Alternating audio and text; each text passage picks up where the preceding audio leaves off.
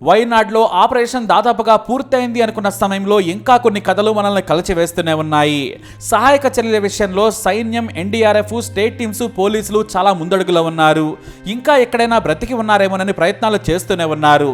ఆపదలో ఉన్న కేరళకు ఎంతో మంది సెలబ్రిటీలు తమ వంతు సాయం చేస్తున్నారు. తాజాగా లెఫ్టినెంట్ హోదాలో మలయాళం సూపర్ స్టార్ మోహన్ లాల్ అక్కడ పర్యటించారు. వైనాడ్లో సైన్యం ఏర్పాటు చేసిన ట్యుటోరియల్ ఆర్మీ క్యాంపును ఆయన సందర్శించారు. అక్కడ చేస్తున్న సహాయక చర్యల గురించి ఆర్మీ అధికారులను అడిగి మరీ తెలుసుకున్నారు. అక్కడ పరిస్థితి చూసి మోహన్ లాల్ షాక్ అయ్యారు. ఎందుకంటే ఒక నది రెండుగా చీలింది. ఆ చీలన రెండవ పాయే 2 గ్రామాలను ముంచేసింది. 100 ఇళ్లను మింగేసింది. ఫ్లాష్ ఫ్లడ్స్ 6 కిలోమీటర్ల ఎత్తైన కొండ మీద నుంచి కిందికి దిగువన ఉన్న ప్రాంతంలోకి మెరుపు వేగంతో దూసుకొచ్చాయి. అందుకే నదికి దారి దొరక్కపోవడంతో రెండవ వైపు పొలాలను చీల్చుకుని వెళ్ళిపోయింది. మామూలుగా చిన్న రాళ్లు నదిలో కొట్టుకురావడం సహజమే, కానీ పెద్ద పెద్ద రాళ్లు కూడా ప్రవాహానికి కొట్టుకురావడమే ఇక్కడ పెను విలయానికి కారణమైంది. ఆ రాళ్లను జేసీబీలతో తొలగించే ప్రయత్నం చేస్తున్నారు.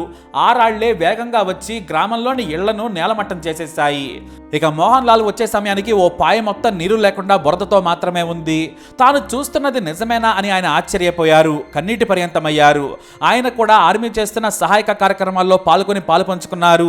అయితే అక్కడ ఆర్మీ అధికారులు కూలిన భవన శిథిలాల కింద బ్రీతింగ్ సెన్సార్ను పెట్టి పరీక్షిస్తున్నారు. దాన్ని మోహన్ లాల్ ఆసక్తిగా చూశారు. ఎందుకంటే ఆ శిథిలాల కింద ప్రాణం ఉన్నట్లు బ్రీతింగ్ సెన్సార్స్ చూపించాయి. అంటే అక్కడ శిథిలాల కింద ప్రాణం ఉంది, అందుకే ఆ బ్రీతింగ్ సెన్సార్ చూపిస్తుందని చెప్పారు. దాదాపుగా 4 గంటల పాటు కష్టపడి ఆ శిథిలాలన్నింటినీ కూడా తొలగించారు.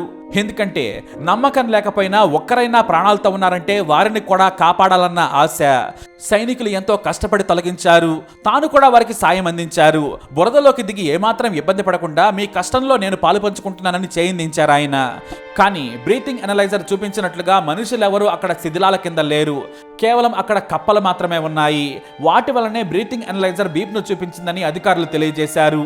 అయినా కూడా ఎక్కడా ఛాన్స్ తీసుకోవడం లేదు. ప్రతి ఒక్కరిని కాపాడే ప్రయత్నం చేస్తున్నామని చెప్పారు. దాదాపుగా అన్ని ప్రాంతాల్లోనూ మోహన్ లాల్ పర్యటించారు. ప్రతి ప్రాంతానికి వెళ్లి బాధితులను పరామర్శించారు. కోలీకోట్ నుంచి రోడ్డు మార్గంలో వచ్చిన మోహన్ లాల్ ఇంతకు ముందే 30 లక్షల రూపాయలను బాధితులకు సాయంగా ప్రకటించారు. ఇప్పుడు మరో 3 కోట్ల రూపాయలను విశ్వశాంతి ఫౌండేషన్ కు ఆయన విరాళంగా ప్రకటించారు. వైనాడ్ బాధితులకు పునరావాసం కల్పించేందుకు సాయశక్తిలా కష్టపడుతోంది ఫౌండేషన్. అక్కడ పరిస్థితి చూసిన ఆయన పరిస్థితులను తట్టుకోలేకపోయారు. ఆయనే విరాళం ప్రకటించారు. అయితే కేరళ ఫారెస్ట్ అధికారులు మరో సాహసాన్ని చేశారు. కొండల మీద ఓ గిరిజన కుటుంబం చిక్కుకుపోయిందని కొంతమంది ఫారెస్ట్ అధికారుల దృష్టికి తీసుకెళ్లారు. దీంతో కొండ మీదకు 8 కిలోమీటర్లు నడుచుకుంటూ వెళ్లారు సిబ్బంది.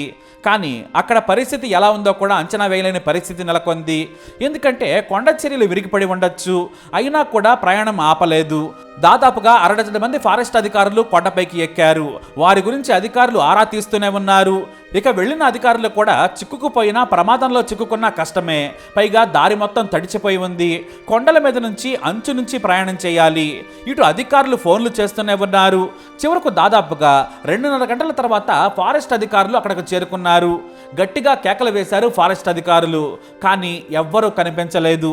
కొండపైన చిన్న గుడిసె ఉంది, కానీ అందులో ఎవరూ లేరు. దీంతో చుట్టుపక్కల గట్టిగా కేక వేయడంతో ఓ వ్యక్తి పరుగున వచ్చేశాడు. నీరసంగా ఉన్న ఆ వ్యక్తి నా పిల్లల్ని కాపాడండి సార్ అంటూ ప్రాధేయపడ్డాడు. ఎక్కడున్నారు అంటే ఓ గుహ వైపు చూపించాడు ఆ వ్యక్తి. ఫారెస్ట్ అధికారులు వెళ్లి చూసేసరికి గుహలో దాక్కున్నారు పిల్లలు. తల్లి కూడా అక్కడే నీరసించిపోయి ఉంది. ఎందుకంటే 5 రోజుల నుంచి తిండి లేదు. ఎంతైనా అమ్మ కదా, అందుకే ఏమీ తినలేదు. ఉన్న కాస్త భోజనం కూడా తల్లిదండ్రులు ఇద్దరూ కలిసి పిల్లలకై పెట్టారు. కానీ నిన్నటి నుంచి వారికి అసలు అది కూడా లేదు. ఉన్న కొంచెమే తీసుకున్నారు. గుడిసెలోకి వరద పైనుంచి రావడంతో పారిపోయి గుహలో దాక్కున్నారు.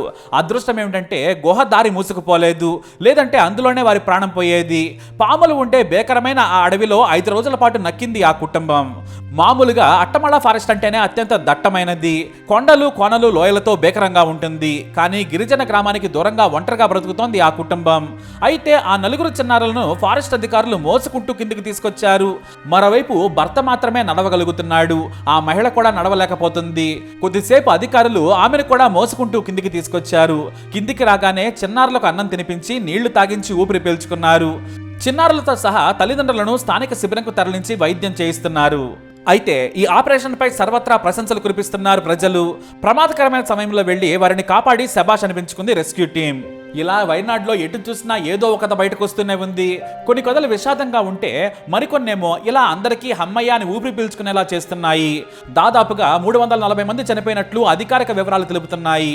కానీ మిస్ అయిన వారు చాలా మందే ఉన్నారు. సహాయక కార్యక్రమాలు ముగిసిపోయాయి, కానీ దారులు వేస్తున్నారు సైనికులు. బ్రిడ్జిలు నిర్మించి సహాయక పనులను వేగవంతం చేశారు. ఆ బ్రిడ్జిలో కూడా పాలుపంచుకున్నారు మోహన్ లాల్.